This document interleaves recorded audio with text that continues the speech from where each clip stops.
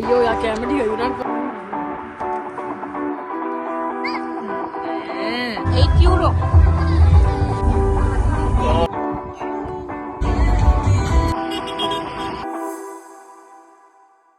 Hi hi. අද අපේ trip එකේ තුන්වෙනි දවස. අද අපි යනවා ලස්සන කාසල් එකක් බලන්න. අයර්ලන්ඩ් වල තියෙන ලස්සනම කාසල් එකක්. ලොක්ක්‍රේන කිලෝමීටර් 110ක් විතර දුර. ඒ කියන්නේ පැය එකමාරක් විතර ගමනක් තියෙන්නේ. එන්න අපිත් එක්ක ලස්සන කාසල් එක බලන්න. භාග්‍යයල ගෙදර ඉඳන් කාසල් එකට ඇත්තටම කිලෝමීටර් 110ක් විතර තිබුණා. ඒ කියන්නේ හරියටම කිව්වොත් පැය එකමාරක පැය 1:40ක වගේ දුරක්. අපි වෙනදා වගේම කෑම ඇත්තටම ගෙදරින් හදාගෙන ගියේ. ඊට කලින් දවසේ මායි අක්කයි එකතු වෙලා අපි හැදුවා කට්ලට් හදලා සෑන්ඩ්විච් පේස්ට් එක අපි හදලා තිබ්බා. පහුවදා උදේම නැගිටලා ඒ ටිකත් හදාගෙන තේත් හදාගෙන තමයි අපි යන්න පිටත් උනේ. කෑම බීම හදාගෙන අපි භාග්‍යයල ගෙදරින් උදේ 8:00ට විතර පිටත් වුණා. අපේ මේ ට්‍රිප් එකට තව ෆැමිලි එකක් ජොයින් වුණා, රංගయ్య ෆැමිලි. අපි කාසල් එකට යද්දී උදේ 10:00 විතර ඇති. මොකද අපි සමහර තැන්වල විනාඩි 10 වගේ නැවැත්තුවා. ඒ පැත්ත වෙනස්ම පැත්තක්. ඒ කියන්නේ අයර්ලන්ඩ් වල මම දැකපු වෙනස්ම පැත්තක්. ලොකු කඳු තියෙන්නේ. ඔයාලට පේනවා ඇති ලොකු කඳු. හරිම ලස්සනයි.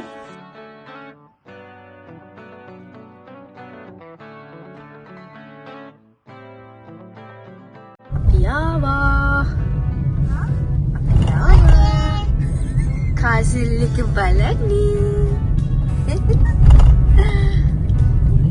අක්කිලා කොහෙද? ඇත්තද? කාසල් එක බලන්න ඇත්තටම ටිකට්ස් ගන්නවා. ටිකට් වලට එක්කෙනෙක්ට යුරෝ 18යි. මටයි හස්බන්ඩ්ටයි කියන්නේ යුරෝ 36යි. බබාට ෆ්‍රී. ඒ වෙලාවෙ හිතනවා ලොකු ගාණක් නේ කියලා. පස්සේ අන්තිම වෙද්දි අපිට හිතෙනවා ඒක සාධාරණයි කියලා. මොකද ඒ තරමට අපිට ලස්සන දේවල් දැක්කා, නොදකින දේවල් දැක්කා. ඔයාලටත් පේනවා ඇති වීඩියෝ වලින් පේනවා ඇති.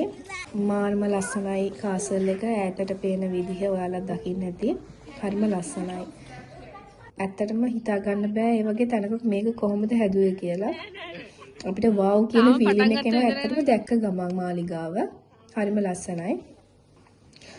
මේ මාලිගාව ඇත්තටම හදලා තියෙන මිචෙල් හෙන්රි කියන බිස්නස්මන් කෙනෙක්. එයා පොලිටිෂියන් කෙනෙක්. එයාගේ වයිෆ් මාග්‍රට් නෝගන්. ඇත්තටම මේක හදලා තියෙන්නේ එයාගේ ගිෆ්ට් එකක් විදිහට. එයාගේ වයිෆ්ට ගිෆ්ට් එකක් විදිහට තමයි මේක එයා මේ කාසල් එක වයිෆ්ට හදලා දීලා තියෙන්නේ.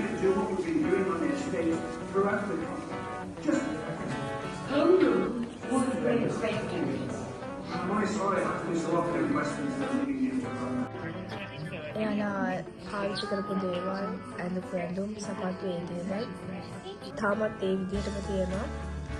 ඔයාලට පේන්නේ නැති එයාලගේ වෙඩින් ඩ්‍රෙස් එක තාම ඒ විදිහට තියෙනවා. හරිම ලස්සනයි.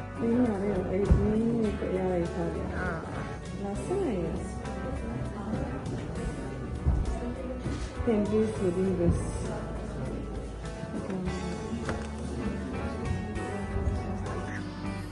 ඉතින් අපි කිව්වා අපේ හස්බන්ඩ්ලට අපිට මේ වගේ මාලිගාවක් හදලා දෙන්න බැයිද කියලා. ඉන්කම්වත් හිතෙන්නේ නැද්ද කියලා. එයාලා කියනවා ඇත්තටම අයර්ලන්ඩ්ෙන් ගියක් කරන් දෙනවා කියන්නේ මාලිගාවල් දෙක තුනක් හදලා දෙනවා වගේ තමයිලු.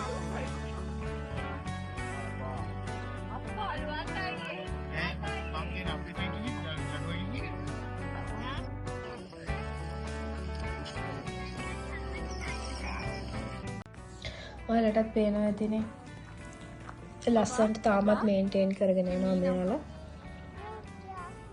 චර්ච් එකට යන පාරේ දෙපැත්තේ තියෙන්නේ විලයි කැලෑවයි.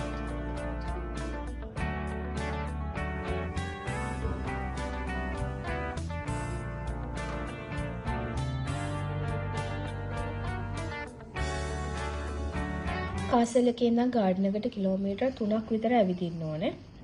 එතකොට එන්න යන්න කිලෝමීටර් 6ක්. අපිට බබාලත් එක්ක ඇත්තට එච්චර දුරක් යන්න බෑනේ. මුලදී හිතුවා ගාර්ඩන් එක බලන්න ඕනේ අපි යමු කියලා. පස්සේ අපි දැනගත්තා මෙයාලා ෆ්‍රී ට්‍රාන්ස්පෝර්ට් සර්විස් එකක් දෙනවා පාසල් එක ගාගෙන ගාර්ඩන් එකට යන්න. ඉතින් අපි මේ බස් එක එනකම් විනාඩි 15ක් විතර හිටියා. ඒ විනාඩි 15ේදී පොඩි බඩගින්නක් ආවා. අපි කන්න හදන් ගිය සෑන්ඩ්විච්, කට්ලට් තව තිබුණ නිසා එතන ඉඳන් අපි ඒව කාලා බස් එක ආවහම බස් එකට නැග්ගා.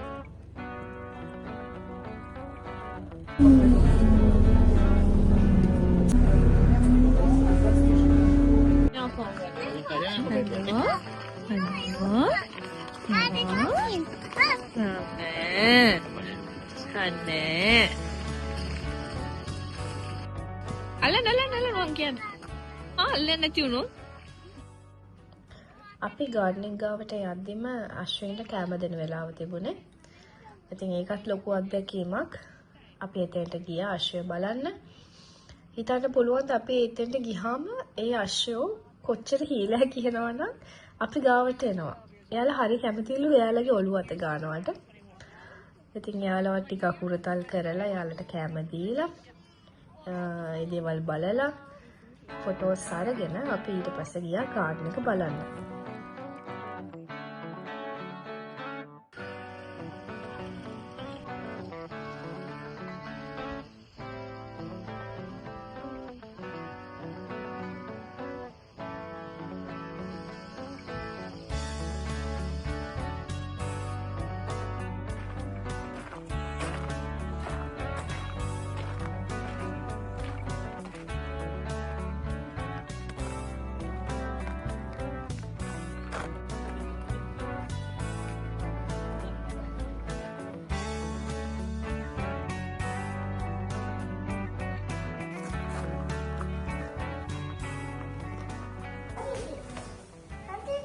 ගාර්ඩන් එකේ පැය භාගයක් වගේ හිටියා. ගාර්ඩන් එක ඇත්තටම ලොකු ගාර්ඩන් එකක් නෙමෙයි, සාමාන්‍ය පොඩි ගාර්ඩන් එකක්. ඒකේ ලස්සන මල් තිබ්බා. අපි දැකලා නැති, මීට කලින් දැකලා නැති මල්. ඒ කියන්නේ ලංකාවේ පිපෙන්නේ නැති, නුවර එළියවත් පිපෙන්නේ නැති මල් ඇත්තටම තියෙන්නේ. පාට වෙනස් පාට වලින් මල් ඒවත් බලලා ලස්සන ෆොටෝස් ටිකකුත් අරගෙන අපි බස් එක එන තැනට ආපහු ගියා.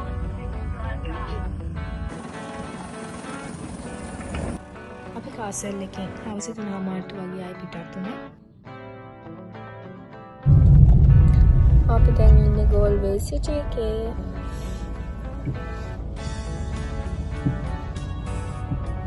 අපි භාග්‍යයලා කෙලින්ම ගියේ ගෝල්වේ සිටි එකට. මොකද මගේ හස්බන්ඩ් කිව්වා ගෝල්වේ සිටි එකේ පොඩ්ඩක් ඇවිදින්න කියලා.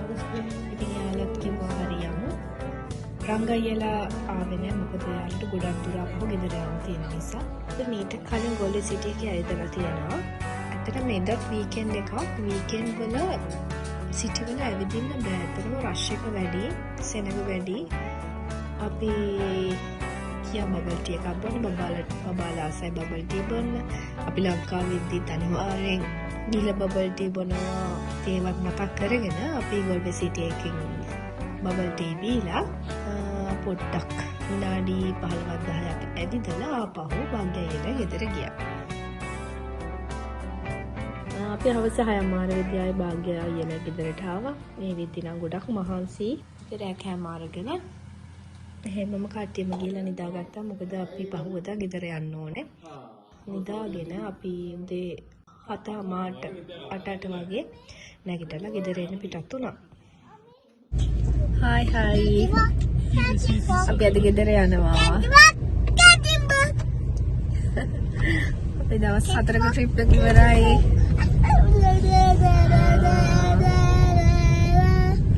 අය 3ක විතර ඩ්‍රයිව් එකක් තියෙනවා ගෙදරට. Turn left onto Dayton. Yes, now we are going our sweet home. In 300 meters, turn left onto Athenry Road. අපි වෝටර්ෆෝඩ් යන්නේ ලිම්රික් හරහානේ. ලිම්රික් වලත් පොඩ්ඩක් ඇවිදලා යනවා.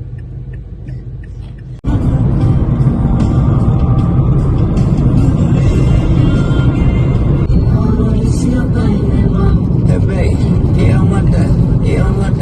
Boy, I'm at the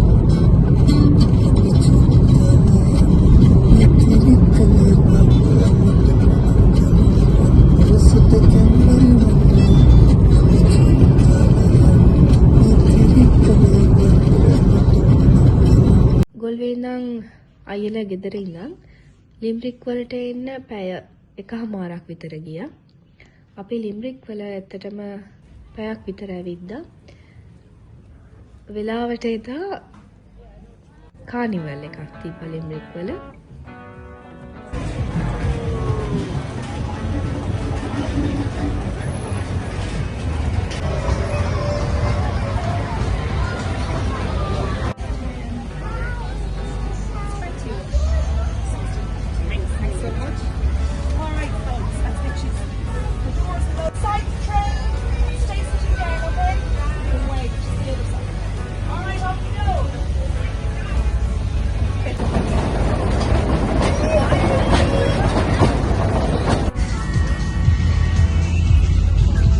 අපි දැන් ඉන්නේ ලිම්රික් සිටි එකේ. අද කානිවල් එකක් තියෙනවා.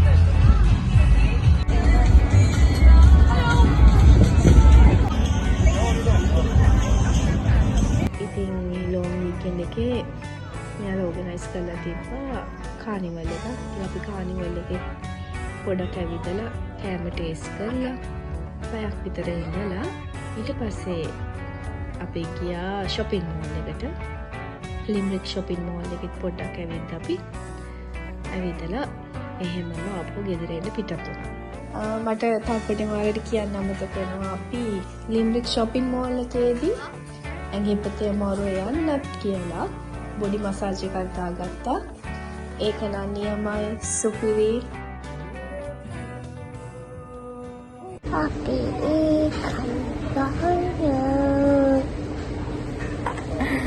අපි අද ලන්ච් එක ගන්න මෙතනින්. ඔව් ලන්ච් එක ගන්න මෙතනින් නේ. ඔව්.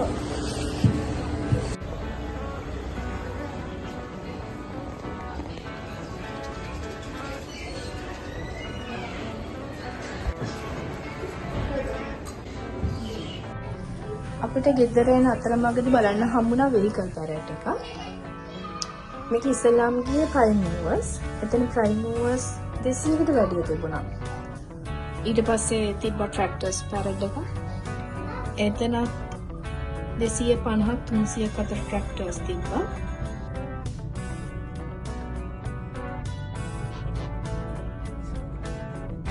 අනේ මොකටද?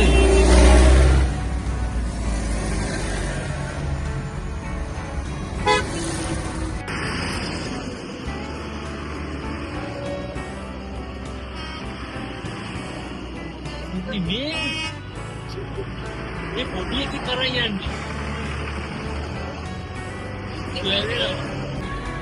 මුන්නේ කුඹුරු ආනවා නෙමෙයි මට වෙන්නේ මේ. නිකන් ජොලියට පදින්න තියන් ඉන්නේ. මේව? මේ කිරිට ඔය වගේ දිනනවනේ.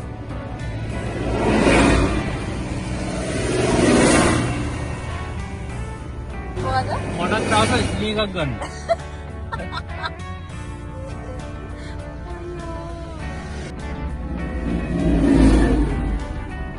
අදත් ඉදිරියෙන් ටටා කිලෝ කරා. තව එනවා. ඇත්තටම තෑන්ක්ස් කරන්න ඕනේ ඉසුරු අයියටයි භාග්‍යයටයි අක්කටයි. එයාලා හින්දා තමයි ඇත්තටම මේ වගේ දවස් 4ක ට්‍රිප් එකක් අපි ඕගනයිස් කරගත්තේ. එන්න ලස්සන තැන් බලන්න ඕන නම් අපිත් එක්කම ඉන්න.